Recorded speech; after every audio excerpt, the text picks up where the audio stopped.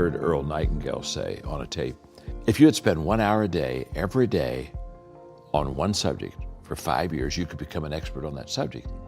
So I said, wow, I want to become an expert in leadership. So for the next 5 years, I spent an hour every day reading about leadership, talking to leaders, asking leaders questions, practicing leadership. And when I started that process, I was thinking 5 years. Earl Nightingale said I could become an expert in 5 years. Okay, wow, leadership expert, hello.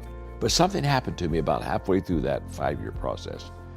Instead of keeping asking myself, how long will it take? How long will it take? How long will it take? One day I began to realize how I was growing as a leader and the change that was happening within me. And I stopped asking the question, how long will it take? And I started asking the question, how far can I go?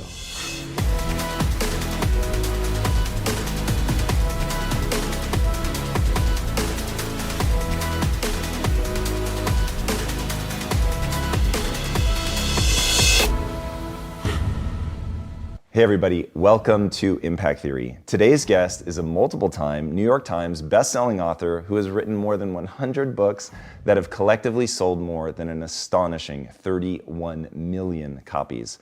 One of the world's most famous and respected speakers and coaches, he's worked with more than 6 million leaders from literally every single country on earth.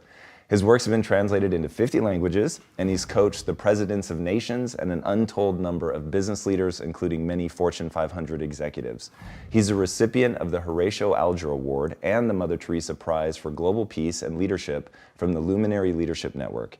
The American Management Association recognized him as the #1 leader in business, and both Inc. magazine and Business Insider named him the most influential leadership expert in the world, and he's been voted the top leadership professional 6 years in a row on leadershipgurus.net. Additionally, he's founded multiple nonprofit organizations designed to make positive impact through leadership the world over. So please, help me in welcoming the man that Toastmasters International awarded with their prestigious Golden Gavel and who Amazon inducted into their Authors Hall of Fame, the leadership expert, John C. Maxwell. There it is. Welcome. Welcome, welcome. Great to be with you. Dude, it is so good to have you. The first book of yours that I read was Sometimes You Win and Sometimes You Learn. Yeah. And that literally changed the direction of how I thought about failures and mistakes and just opened up a whole new world for me. And your new book on leadership is really fantastic about how to get the multiplication effect from creating other leaders. And I'd love to start with, what exactly is leadership? Well, Tom, leadership's just influence. In fact, I say it's really nothing more or it's nothing less. You show me a person that influences others, and I'll show you a person that leads them. So many people think leadership's title or position, and you may be a leader that has a title or position, but many people who have great influence really don't have that. But I just learned very early that if I could teach a person how to increase their influence, then I would help that person become a better leader. So we just kind of deal in the leadership influence world, and it works really well. What's interesting is reading your books and hearing you talk about your strategies, but then seeing you come in today. So you say that you're in the people business. You tell a really great story about how one of your leaders had walked by a group of people and not said anything, and you taught him, that was a real missed opportunity. And then when you came in today, you literally went to each person and introduced yourself. What is that power of connection? Well, I think, first of all, it's valuing people. You have an incredible work here, and every person here in this studio makes it happen. And one is too small of a number to achieve greatness. And the moment that you understand that the people that you have around you, they're either your #1 asset or, to be honest with you, they can be your #1 liability. But the moment that you understand that and begin to value people, I think that is what creates the connection. Because the moment that, I think we all know, don't you, Tom, don't you think when a person values you and when a person doesn't value you? And so I think that giving value to people and expressing that to them is the common ground that builds relationships. And so, when I came in the studio, I wanted to meet everybody because you've got an incredible, successful program, and I want to meet the people who help you be who you are. I love that. What got you so obsessed with leadership? I mean, you've been doing this for a long time, traveling all over the world. Correct. It's pretty extraordinary. And to go from starting in a small town as a pastor to what you've accomplished now, what is it that drives you? Well, in 1974, I came to the conclusion that everything rises and falls on leadership. Now, the reason I did that is because I started off as a pastor, and by the time I was 28, I had the 10th largest church in America. Whoa. And so people would come to me and they'd say, well, how did you do this? And I came to the conclusion that I learned leadership. I was a good leader. And the day that I became convinced that everything rises and falls on leadership is the day I said, that's what I'm going to give my life to. Because think about it. If that is true, then in the business world, in the education world, in the government world, in every world, if you can just help people lead better, you're going to help them be more successful. And when I wrote the 21 Irrefutable Laws of Leadership, that first law, the law of the lid, which basically says how well you lead determines how well you succeed, I truly believe that. And so what better thing can I do than to help people increase their influence, learn how to lead better, so that they can be more successful in whatever area of life they really want to be successful in. So one thing that I love about you is when people ask you if leaders are born or if they can be made, that you make it pretty clear that, first of all, yes, they're born, of course, but that they can be made. Did you just take to it naturally? Did you have a mentor? Like, how did you, I mean, at 28 to have the 10th largest church, that's pretty extraordinary. Well, I think, first of all, I think there are people who would be born with what I would call leadership leanings. They would have a tendency to lean or be gifted in that area, just like somebody's gifted in music or whatever. So I think that starts it, and I think I have that. But then I grew up in a leader's home. In fact, my father is 98, still living. Whoa. And in fact, until 2 years ago, was still working full time and was a terrific leader. So I grew up in a culture and environment of leadership. And so when I look at myself at where I am today, so much of it was caught from not only my father, but I've had great mentors throughout my life. In fact, while we're out here in Los Angeles, every time I come out here, I think of John Wooden, who mentored me for the last probably 11 years of his life. Whoa. And in fact, when you talked about the sometimes you win, sometimes you learn, he did the foreword on that book. And he just loved the idea of how to get back up after you fail. So when you look at my home background, the leadership experiences that I had, because a person learns to lead by practicing leadership. And at a very early age, I was practicing leadership. And so it all comes together. And then when I began to realize everything rises and falls on leadership, I became really intentional, Tom, of developing my leadership skills.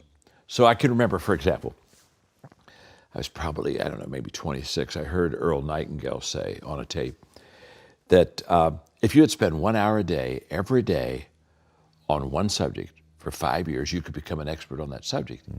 So I said, wow, I want to become an expert in leadership. So for the next 5 years, I spent an hour every day reading about leadership, talking to leaders, asking leaders questions, practicing leadership, but it really was consistent. And when I started that process, I was thinking 5 years. Earl Nightingale said I could become an expert in 5 years. Okay, wow, leadership expert, hello.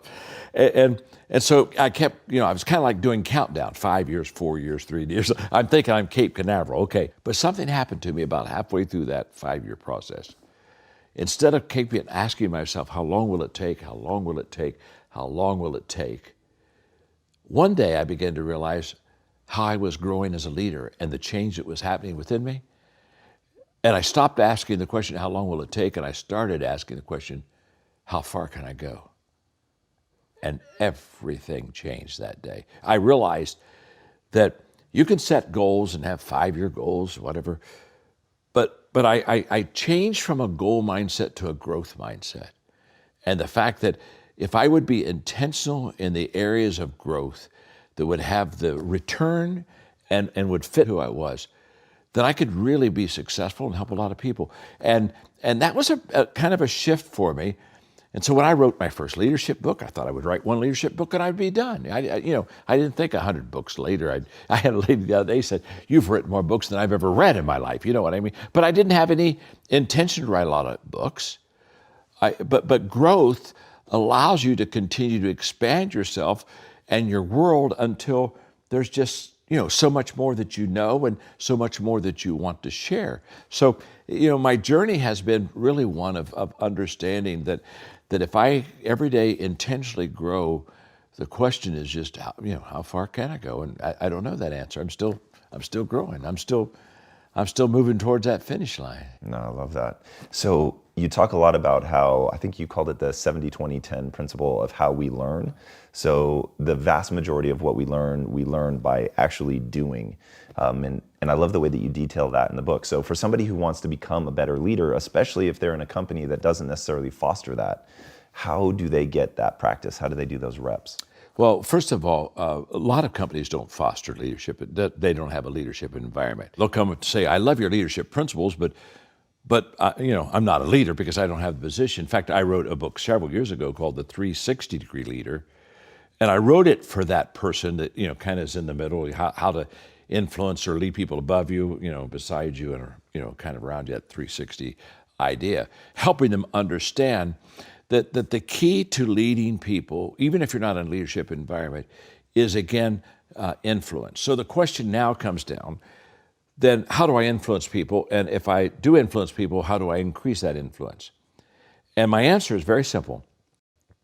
We increase the influence with people when we intentionally add value to them on a consistent basis.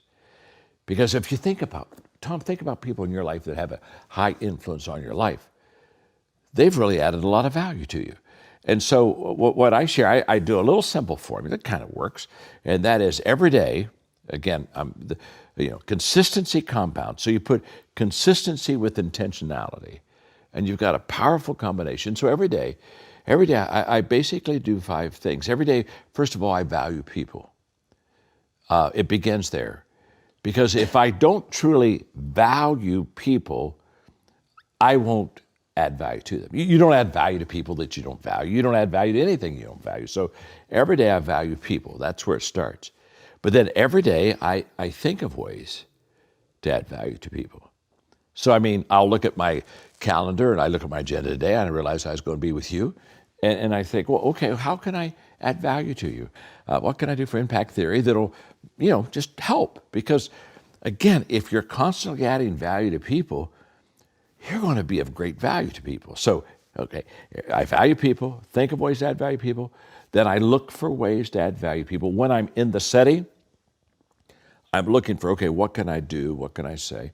But what we see is what we look for. And so if I'm looking to add value, guess what? I'll see ways to add value to it. Somebody else might be beside you, not add value at all to you. But I look for ways. And then number 4, I do things that add value to people. And then number 5, I encourage others to add value to people.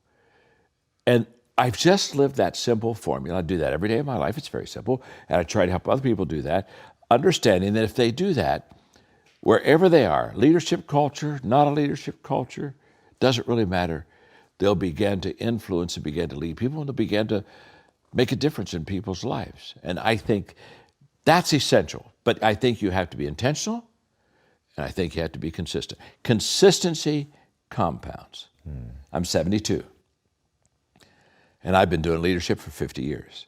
And so when people say, well, how'd you become a leadership guru and all these things that you got? I tell them it's just consistency. So for those people that are learning the 360-degree leadership, they're not necessarily somewhere that's making these opportunities readily available for them. Other than just adding value, where can they go to learn? What are principles of leadership that they should be taking in this sort of abstract learning that they can then apply?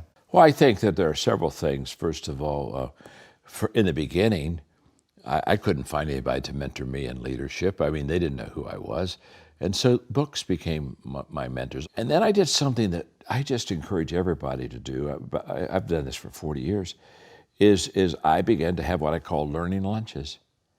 And I loved it in your green room, your statement on learning. I just love it.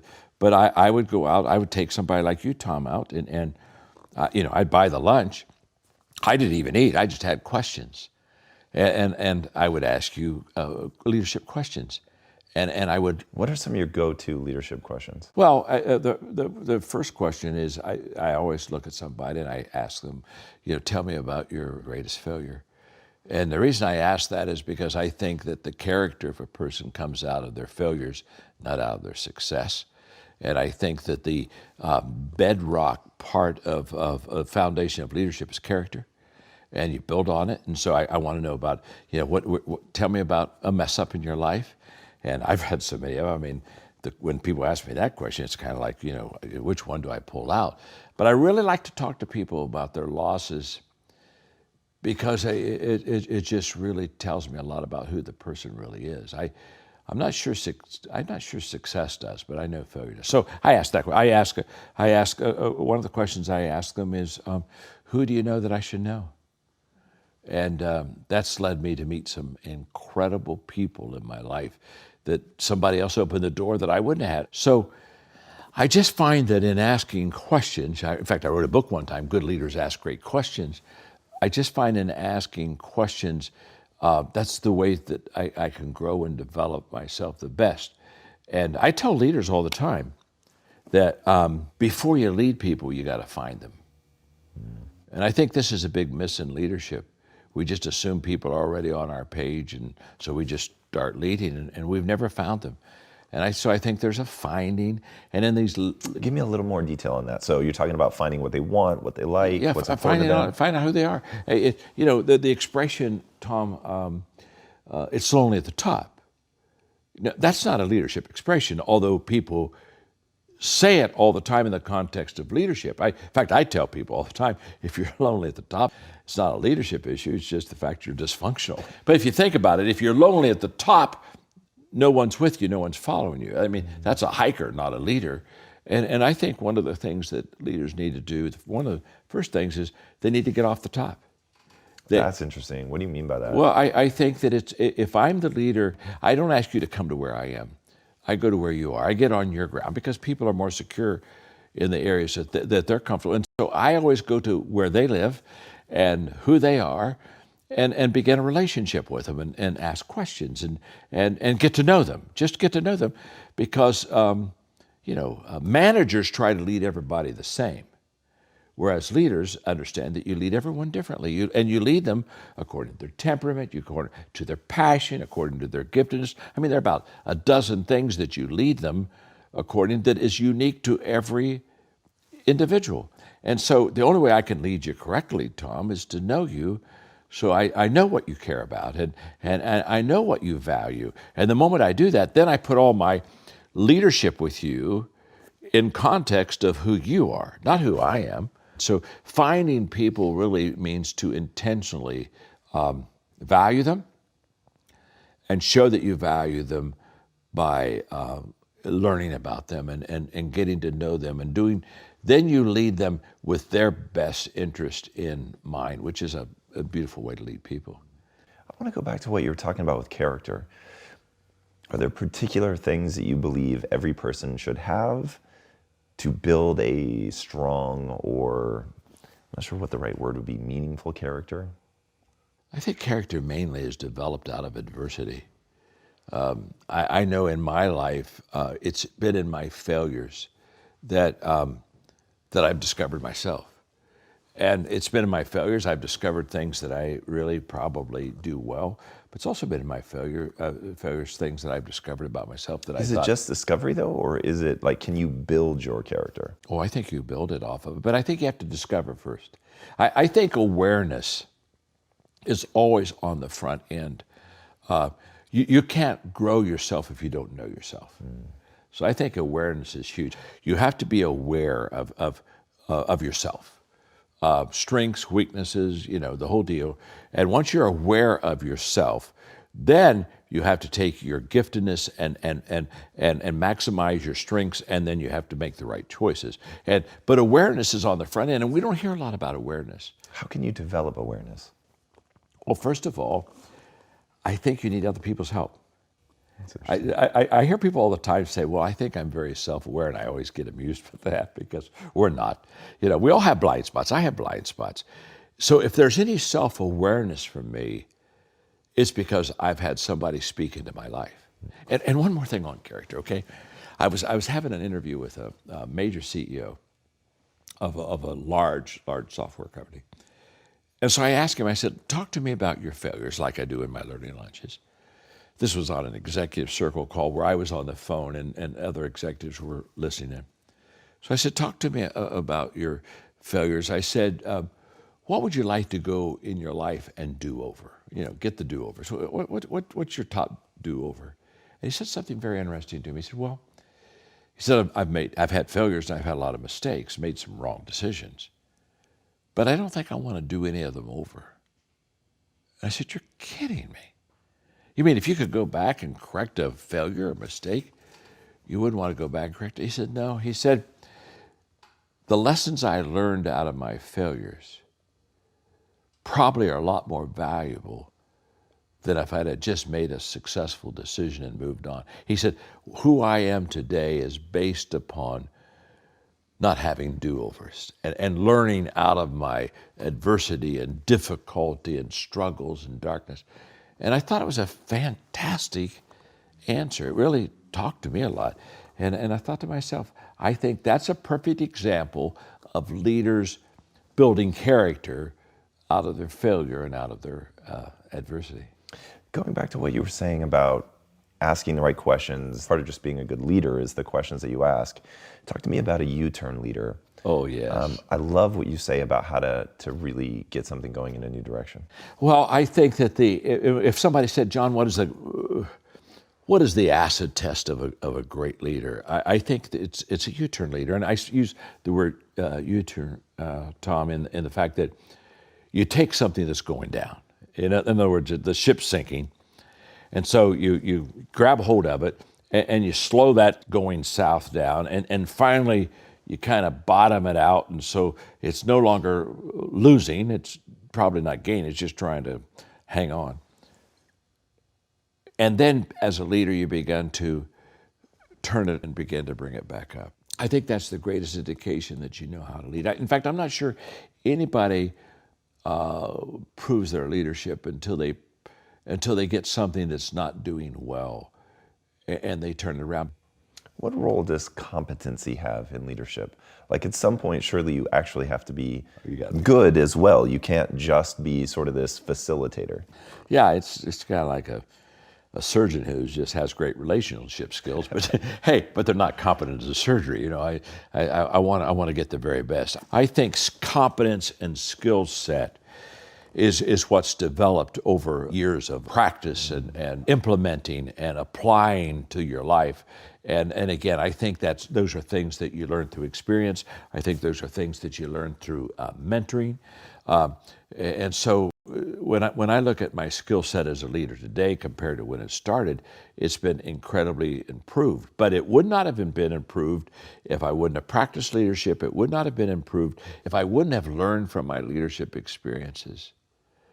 Because I think this is another miss. I think, experience is not the best teacher. Go on. Yeah, it's not. Yeah, but we hear it all the time. In fact, I used to say experience is the best teacher, and then one day I woke up and said, "That's a stupid statement, John. If experience was the best teacher, then as everybody got older, everybody get better." And yet, I know a lot of people, they're getting older and they're not getting better. Yeah, and so I stop and I say, "Okay, it's not the experience that's the best teacher. It's evaluating that experience." That's interesting. It's reflection turns experience into insight. So how do we get good at that? Well, we get good at that by understanding that experience isn't enough. The point being is that after every experience, I have to pull away, and I have to ask myself, okay, what did I learn from that? Because there's something to teach you. In fact, when we'd have experiences with our children, I would always ask them two questions after every experience. What did you learn and what did you love? And for a kid, in fact, I'd really ask them, what did you love? What did you learn? Because kids kind of know me. Oh, I love that, Daddy. This was a lot of fun. So that was kind of an easy one. But I always then wanted to, I would say, no, what did you learn from that? Till probably by the time they were 10, after every experience, they'd just say, okay, here's what I loved and here's what I learned. Well, what I taught my children to do is evaluate every experience, because if I don't stop and reflect and evaluate out of that experience, I will do the same thing the next time. And that's not what is where the growth is. The growth is always in learning and evaluating. And not only evaluating, but learning is overrated unless you improve. So I mean, it's more than what did I just learn out of that? What do I do out of that I improve my life with? And I think that's a big miss also. That's so interesting. So in the book, you really go into detail, and I'd actually like to dive into this part of it now, about how to cultivate other leaders. And as I was reading it, I was like, oh man, there's an element of this where it's like, you even say it in the book. I was literally like, oh, please tell me he addresses this.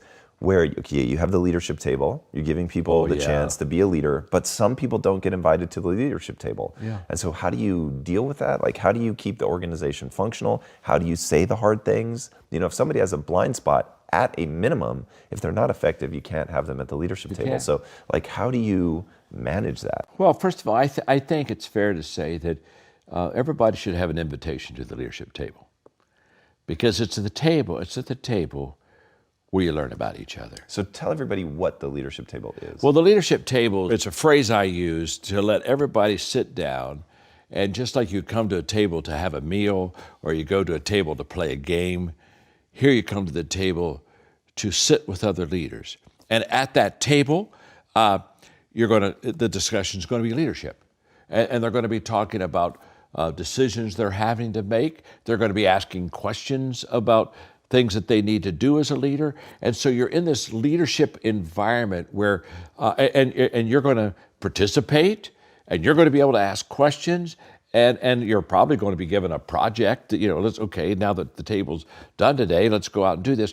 But what happens is at that leadership table, everybody ought to be able to come there, but that doesn't mean everybody's going to stay there. Because there are some people who come to the table and they just aren't to the capacity yet where they need to be. And so that's where you get into what I call the tough conversations. And what I say to people all the time is that I care enough for you to be honest with you. In our John Maxwell company, we do a lot of corporate training with the 5 levels of leadership. And in the 5 levels of leadership, level number 2 is relationships, the connecting factor, but level number 3 is production. And anybody that's gotten it knows that it's one thing to be a friend and it's good to be together. It's even good to work together, but you do have to produce. We got to have some results down the road. And so that's a big gap for many people to go from a relationship level to a leadership level where now we've got to get you to become effective and fruitful. And I think that if I truly value you as a person, I'm going to share with you how you can improve.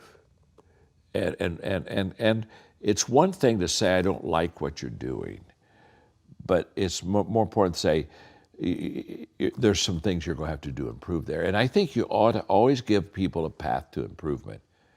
And then it's their decision. The 2 questions you ask all the time: can he or can she and will he or will she? Can the person is all about competence and ability. Will is probably more about attitude.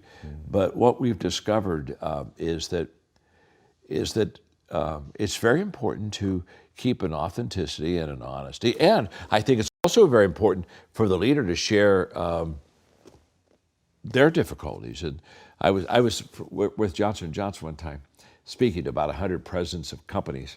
It was kind of like an appreciation day by Johnson & Johnson. So they brought in all the companies they work with. And so it was what they call President's Day. And I was telling the presidents, I said, now, you need to go home or go back to your offices and share with the people your weaknesses. And that room just bowed right up. It was so much fun. I mean, they were just resistant. They were stiff-arming me big time. So I called a little break and said, I'll sign some books. And so I had a CEO standing beside me while I'm signing books, and he's not happy. You know, it's a rain cloud for sure. And so finally they all left. And he said, you know, I really disagree with you about telling people about your weaknesses. He said, you and then he gave me this kind of old time leadership talk about, you know, never let him see you flinch, you know. Right. And so I'm letting kind of go through his process. It was, you know, I could be his therapist for a day. So when he finished, I said, I think you're operating your leadership under a misunderstanding. He said, what misunderstanding would that be? I said, you think your people don't know your weaknesses. Word. They already know about it. In fact, they're talking about it. But I said, the reason I want you to go back and share your weaknesses with your people is so that they know that you know. It'll make them just feel a lot better. Oh, thank God he knows. You know, he knows. But I think that even in having the difficult conversations with people, I think that when you're open with your own areas of that you're working on, I think that's very important. And in fact, one of the things that we teach in our companies is have upfront expectations. And I learned a long time ago, again, all the things I'm teaching now, it's because I did them wrong in the beginning. It's not like I have this wisdom. It's like if you do it wrong, you either keep doing it wrong and never build anything, or else you change.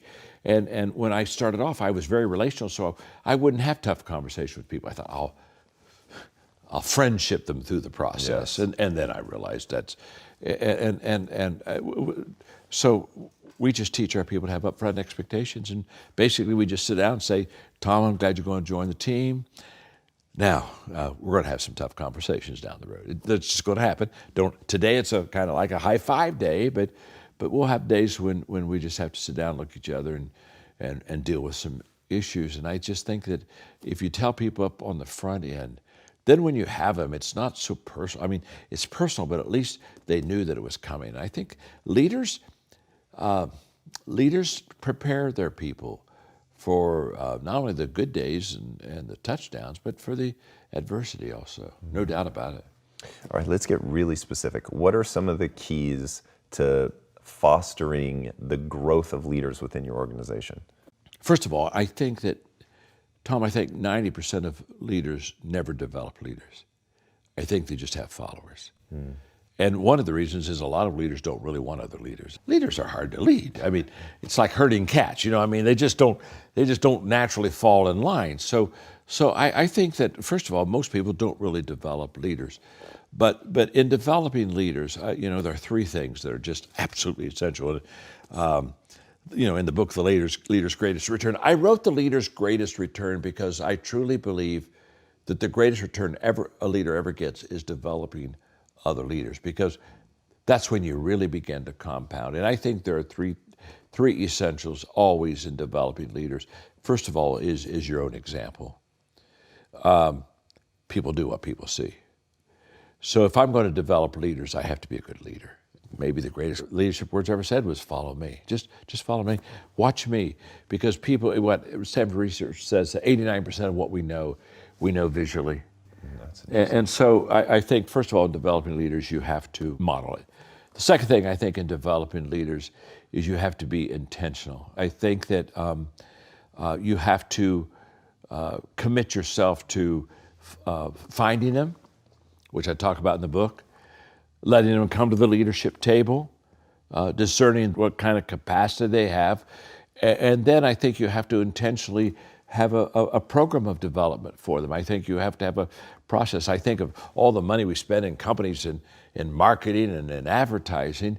And you know, I was speaking one time, this was several years ago, for AT&T. And when I was introduced to their maybe top 300 leaders, I was going to spend an afternoon with them. The guy said something very interesting. He said to them, you're our most appreciable asset. And of course, that's a wonderful statement there. Everybody loves that. And I came up behind him and I said, it's true and it's not true. I said, you're really only an appreciable asset if somebody intentionally develops you and you intentionally develop yourself. We don't automatically get better. And this is a big miss. I think that we think, well, if I just automatically go to work or if I automatically do my job, that I'll just grow. And you know, I had a mentor when I was in my 20s just say, John, growth is not automatic. Getting older is automatic, but getting better isn't. And there's a world of difference. So I think that you have to be an example, and I think you have to be incredibly intentional in saying, okay, I'm going to have a leadership culture. I'm going to develop leaders. And the third thing I think that is just overlooked consistently in developing leaders is that you've got to empower them. You have got to let them run the ball. Because the only way you learn leadership is by practicing leadership. So I think what a good leader does is she sets the stage for a successful run. You want to get some wins under their belts for them. And I just think that it's an empowering environment where you release people. The problem is leaders will stop and say, well, but they don't do it as well as I do it. And so that's not the point. The only way they can ever do it as well as that you do it is for them to do it. And then for you to coach them and come alongside of them and say, okay, here's how you could do that better. And we have a kind of like a 5-step equipping process. I do it, you're with me, you do it, I'm with you, you do it, and then you do it and someone else is with you, and it's a multiplication process there. So I think those three things of the example, the intentionality, and the empowerment, that's I think what develops a leadership culture that really establishes the fact that if you want to learn how to lead, this is a place where you can do that. I say this in the book, by the way, that when I would bring people on the team, I would share with them that I wanted them to work themselves out of a job. Yeah. And pretty much I would just say, okay, you've got the job. I want you to do it well. Let me see you do it well. But while you're doing it well, you find somebody to replace you. And that's that's really how you develop. You talk about a farm team of leaders. And if you can work yourself out of your job, I'll give you another job. Mark Cole, he and I are owners of the company now, and he's the CEO and president, but he started off in the stockroom 20 years ago. Whoa. 20 years ago. And I was just asking him recently in a conversation, I said, how many jobs did you work your way out of to get where you are? He said 9. Wow. 9 times. And I tell people, first of all, I can't promote you unless you got somebody to replace you. So the first part of promotion isn't just getting better till I want to bring you up. First part of promotion is to show me some person that we're not going to have a big loss if I do bring you up. And 9 times he worked himself out of a job, found somebody else and said, okay, come on up, until one day he's where he is. Not bad. That's very impressive. All right, there's 2 people I would be remiss if we don't get to before the end of this interview. One is Claude. So why don't we start there? Tell me about Claude. That was such a great insight in terms of how many different flavors leadership can take, and it's ultimately just about being effective. And then, of course, the person that took over that church after you and how it went south. Wow. You read the book. You read the book. Yay, Tom. You read the book. Well, this is in my first church, okay? So I have very little leadership experience. And the bylaws, me being the pastor of the church, the bylaws, Tom said that I was the chairman of the board, which I thought meant that I was the leader. So I went to my first this was a little country church, a place called Hillham, okay? Nobody's ever heard of Hillham. So I'm way out in the country, way out, just farmers. So we have about 5 people in our little board meeting, and I go in to be the chairman of the board, and these farmers don't have a clue what the chairman of the board is, which means basically I open the meeting, and so I never was instructed on how to have a board meeting. I mean, I just graduated with a degree, and they never taught me anything that would be practical and helpful. So I thought, well, what do I do? So I looked at it and I said, well, does anybody have anything they'd like to share? Well, there was one farmer, his name was Claude, and he'd say, well, yeah, John. He said, I think that we need to paint the front door. He said, the cracks peeling, and he said, people come up and they see that door. I think we need to take off the old paint and paint the door. And there was a guy who sat right beside him named Benny. And Benny would second everything that Claude would suggest. So Benny would say it, Claude would say it, Benny would suggest it, and everybody said aye. And I'm just kind of watching him, and And then Claude says, well, there's a second thing we need to be doing. And he talked about the 2 rooms behind the platform area, and that we needed some more Sunday school space, and we needed to clean them out because it had junk. And so Benny seconds it, and everybody. And so anyway, I'm watching all this. I'm just 22 years old. I'm just a kid. I'm watching all this. And finally, Benny looks at me. He said, Pastor, I think we're done tonight. He said, you can close in prayer. So, thank you, God. And I walked out of that meeting, and so when I got home, Margaret said, well, how'd it go? And I said, wow. I said, I learned a lot tonight. And she said, what'd you learn? I said, well, I only need 2 people. She said, what's that? I said, I need God and Claude. It just seems like that's the way it works there. And so Claude was a farmer. And so about a week before the next board meeting, I called him. I said, Claude, can I come down and just hang with you while I do some chores today? Oh, he said, I'd love that. So I did. And I went down to Claude, and I'd say, I would make a suggestion of something that would need to be done. And Claude would say, I like that. He said, that's a good idea. I said, would you bring that up to the board next Tuesday night? I said, sure, I'll take care of that. And literally, I was there for 3 years and 3 months. So we went just from a handful of people to over 300, which is big in that community. And I never brought in 3 years and 3 months, I never brought an item to the board. I just would open up the meeting and ask if anybody had anything on their heart, and Claude would say it, and Benny would second it, and everybody would say it. And I kind of go, well, good board meeting, good morning meeting. So I did that for 3 years and 3 months. And it was there, by the way, that I learned that leadership was influence, not title or position. Because I had the title, I had the position, I just didn't have any influence. I'm just a kid. Those farmers aren't going to listen to me. So I'm going to go to my second church, and so a guy named Denny that I went to college with me was going to be the pastor. So I took him to the Villager Inn restaurant, and I said, look, this has been a great place to start. I mean, these people, these are farmers. They're just simple people. They were good to me, and we've grown from 3 to 300, and it's been great.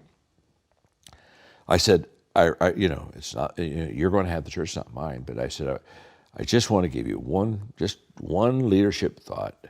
So I told him about Claude and how I worked with Claude. And the more I was talking to him, I'll never forget. I mean, Denny, he's sitting up there, and he's getting ready. He's not very happy, boy. And finally I closed it, kind of that conversation down. And he looked at me, he said, I'm not going to do it that way. He said, I'm the leader of the church, not Claude. And Claude needs to know his place. And I just want you to know right now that I'm not going down to the farm. And he started talking. And I remember sitting back in that booth at the Villager Inn and just silent. I didn't say it to him. I'm just looking at him, and I'm saying to myself, you're looking at a stupid man. And sure enough, he did it his way, and he lasted 8 months.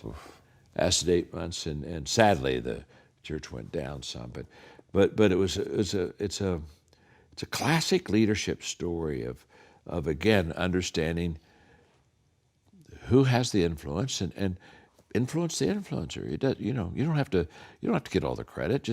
But he never learned. He never learned it. He went from that church. I think he went to 3 within 2 or 3 years and burned out. He was done. He was done. But he just never really learned a very important leadership principle. Yeah, you don't need to get the credit. I think that is super powerful. Just the result. All right, where's the best place for them to get more of you and your teaching? Go to johnmaxwell.com. They'll find everything. Sounds good. I think. And then your books are certainly easy to find. One last question. What's the impact that you want to have on the world? First of all, I want to, this has kind of been my North Star. I want to add value to leaders who multiply value to others. So I have consciously focused on leaders. Because if every time you impact a leader, influence a leader, it multiplies, it compounds. But my passion is to help communities and help people be transformed by living and learning great values. And so this is a whole different story, but we trained through one of our nonprofit organizations in 19 years. We trained 5 million leaders in every country of the world. And now we're doing transformation in countries where we have values, transformational tables, what we call transformation table. Transformation happens one table at a time, where people 6 to 8 sit around and talk about values and learn good values and start to live out those good values. And we're invited by leaders of the country, presidents of the country. We're in Guatemala, Puerto Rico, or Costa Rica, and Paraguay, getting ready to go to our 4th country. And we have like 1.3 million people now in roundtables. Wow. And 135,000 facilitators of these roundtables. And we're just really seeing communities changed, and we have curriculum for kids, but it's all based on just good values. Learning. Here's what we know: if you learn good values and you live them out, you just become more valuable to yourself and to other people. It's just that simple. So, my passion is to help people experience a transformational life by embracing good values and practicing them, where everybody wins. And that's the world I hope for. That's the world I give my life for. Oh, it's amazing. Guys, 100 books. 100 books. This guy really is the expert on leadership. You cannot go wrong. I've read so many of his books. Every one of them has been incredibly valuable. Few people have shaped my thinking on leadership more than he has. I cannot recommend enough getting involved in all of the stuff that he's doing. And speaking of getting involved, if you haven't already, be sure to subscribe. And until next time, my friends, be legendary. Take care. John, thank you so much. That was incredible. Thank you, Tom. Muhammad Ali said, "I'm the greatest," but he never won a championship without Angelo Dundee. And Michael Jordan never won a championship without Phil Jackson. So you've got to have someone that can see something in you that you can't see.